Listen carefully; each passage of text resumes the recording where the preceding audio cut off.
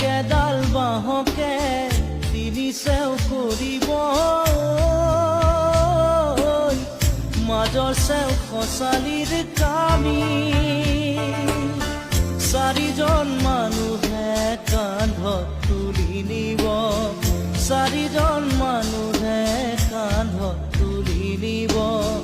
নৈৰ ঘাটলে বুলি মোৰ মনায়ো